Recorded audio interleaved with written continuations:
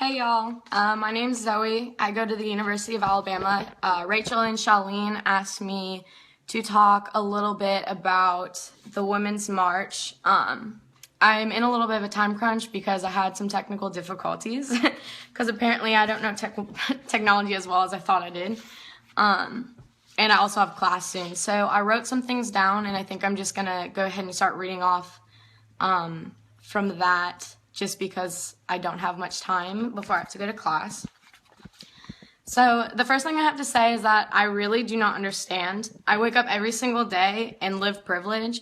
What is it that I can't do when I wake up that men can? I have thought long and hard about this and cannot think of a single thing. I just do not understand this idea of suppression the march was bringing awareness for.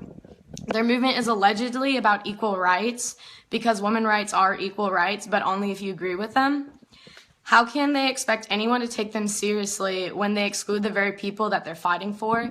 There's a group of pro-life women who identify as feminists that were excluded from the march because they didn't agree with this cult-like pro-choice stance that the feminists of the march had.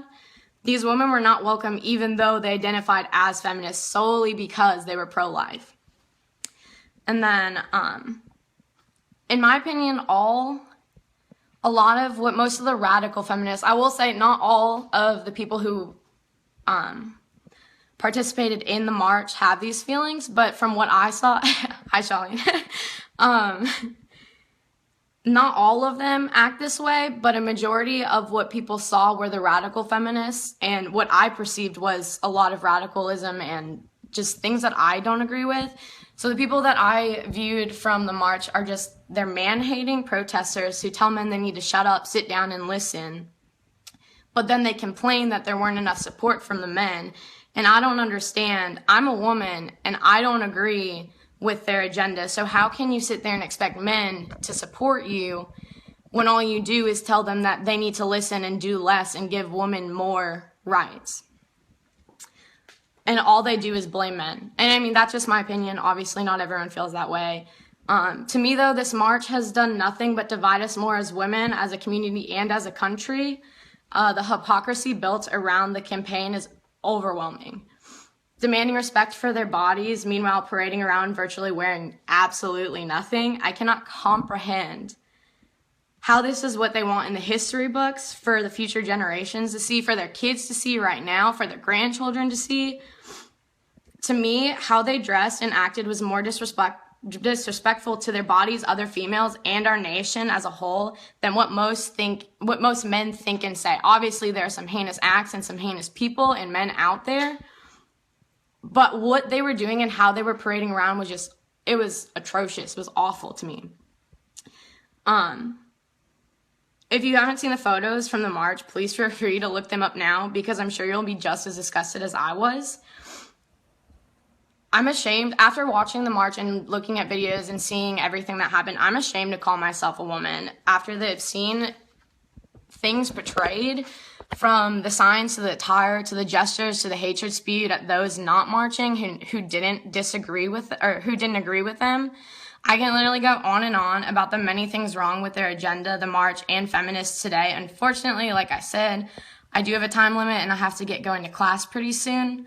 But to me, feminism in the march, besides from the fact that literally, in my opinion, it was all about going against Trump and him winning the presidency and how they don't approve and don't want him as his president, but he's the president. You can't sit there and say, he's not my president. If he's not your president, then you don't live in America. You need to go ahead and leave. Anyway, in my opinion, after all this, it was all about shaming men for the delusion that they're oppressing women. It also is about shaming women and calling them a disgrace for not supporting their radical movement when they're supposed to be protesting for women and equal rights for women. But I don't understand how you can sit there and say we're protesting for women, but if you're a woman and you don't agree with us, then we're not supporting you. It doesn't make sense to me. It's about double standards, hypocrisy, and hate. They're forcibly trying to shove their beliefs and ideas down your throat, spreading and spreading disgust if you disagree in any way.